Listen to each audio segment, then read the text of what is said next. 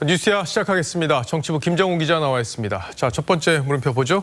네, 첫 번째 물음표는요. DJ 노벨 상금 8억 어디 갔나로 하겠습니다. 예, 사진 보니까 이제 김홍업, 김홍걸 두 분이 있는데 김대중 전 대통령의 유산을 놓고 저 두 분이 지금 다투고 있다 이런 뉴스 어제 저희가 보도를 해드렸었는데 김 기자가 뒷이야기를 좀 자세히 취재를 한 거죠. 예, 좀 사안이 좀 복잡해서 그림으로 일단 좀 설명을 드리겠습니다. 엄밀히 말하면 고 이희호 여사가 남긴 재산인데요.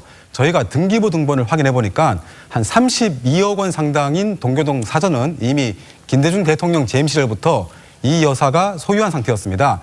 그리고 현금은 노벨평화상 상금 11억 원 중에 김대중 도서관에 기증한 3억 원을 뺀 8억 원이 있었습니다. 그러니까 노벨 평화상 상금이 11억 원인데 이제 3억 원은 이 김대중 도서관은 이미 기증이 됐군요. 그렇습니다. 자, 그럼 토탈 분장 대상이 되는 금액이 한 40억 정도 되는 건데 자, 그런데 이제 지난해 6월 이희호 여사가 별세를 했단 말이에요. 그럼 그 재산이 바로 이제 별세한 이후에 상속이 누군가에게 됐다는 건가요? 일단 우선 그 별세 당시에 유언 내용부터 한번 들어보겠습니다. 동교동 사저를 대통령 사저 기념관 가칭입니다로 사용하도록 하고 노벨 평화상 상금은 대통령 기념 사업을 위한 기금으로 사용하도록 말씀하셨습니다.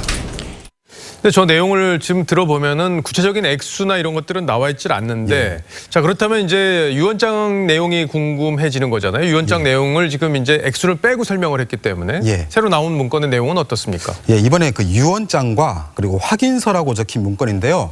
현금 8억 원은 김대중 기념사업회에 기부를 하고 동교동 사저도 3분의 1은 기념사업회에 가고 나머지 3분의 2는 세 형제가 균등하게 상속한다고 이렇게 적혀 있습니다. 여기서 김대중 전 대통령의 가계도를 한번 좀 보겠습니다.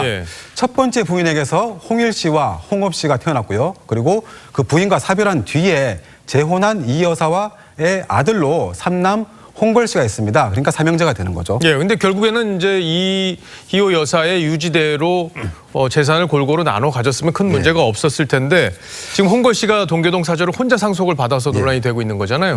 그 유언장은 이제 공증 등 그런 까다로운 절차를 거쳐야 그런 이제 효력이 있는데 이 여사의 유언장은 공증은 거치지 않았다고 합니다. 그렇군요. 민법상 전처의 자녀인 홍업, 홍일 씨는 이 여사의 혈족 관계가 아니기 때문에 상속권이 없고요. 그래서 친아들인 홍걸 씨만 상속권이 있습니다. 그러니까 결론적으로 보면 유언장은 효력이 없어서 상속권자인 홍걸 씨가 다 상속을 받았다.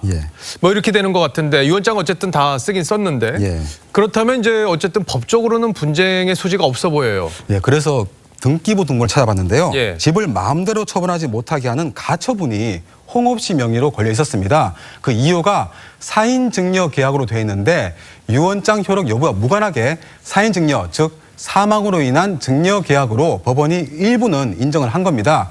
유언장과 달리 사인증여는 계약 당사자의 의사표시가 서면으로 작성되면 법적 효과가 있기 때문에 분쟁의 소지는 여전히 있어 보입니다. 곧 부동산 문제고요. 현금 8억 원 이게 남아있다고 했는데 이건 어떻게 된 겁니까? 행방이 굉장히 묘연합니다. 그래서 유언장대로 김대중 기념사업회로 가든 아니면 김홍걸 의원에게 있어야 하는데 일단 김홍걸 의원 재산 신고 목록엔 현금 8억 원이 없었고요.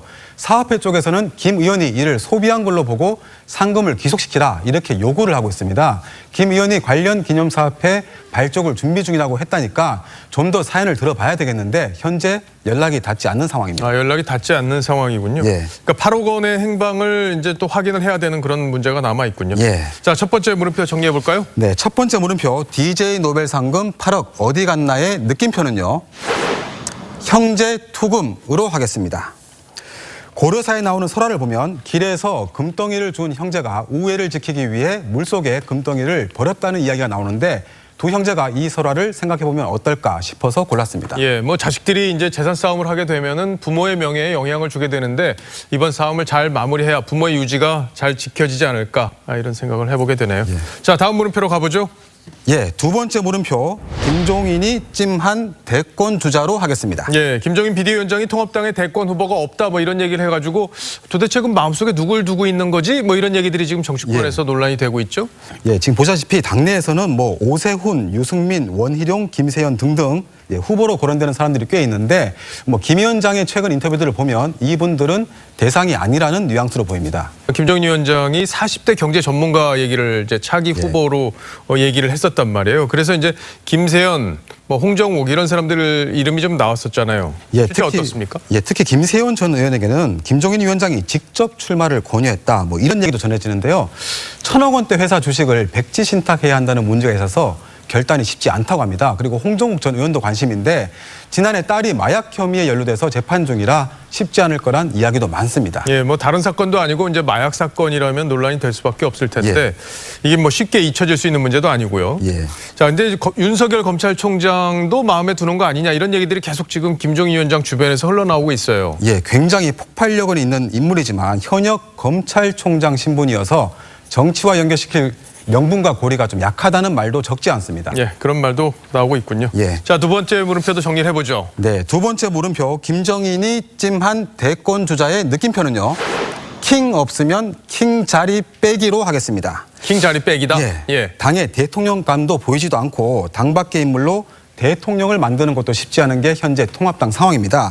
그런데 이 책이 바로 있습니다. 이 책이 김 위원장이 2달 전에 낸 회고록인데요. 그 제목은 영원한 권력은 없답니다. 이 책 391페이지를 보면 이런 구절이 있습니다. 제왕적 대통령제를 바꿔야 한다. 그래야 대한민국이 산다. 50년 정치 인생을 통틀어 말하는 대답이다. 이렇게 적혔습니다. 뭐 그러니까 대통령제를 바꾸는 개헌을 추진할 가능성도 있다. 지금 이렇게 김 기자가 보고 있는 건데 이제 물론 이제 통합당이 80석밖에 안 되기 때문에 개헌을 독자적으로 추진할 수는 없을 테고 다만 이제 여야 의원들 중에 내각제 또는 뭐 이원 집정부제 이런 거를 좀 희망하는 의원들도 적지 않고 또 이제 문재인 대통령 입장에서 봐도 집권 후반기를 맞고 있기 때문에 본인의 적자로 정권 재창출을 할 수 있다면 모르지만 그렇지 않다면 또 개헌을 생각해 볼 수 있고 이런 여러 가지 정치적 환경들이 움직이고 있기 때문에 김종인 위원장의 저 구상이 어떻게 될지 그건 또 지켜봐야겠습니다. 잘 들었습니다. 지금까지 김정우 기자였습니다.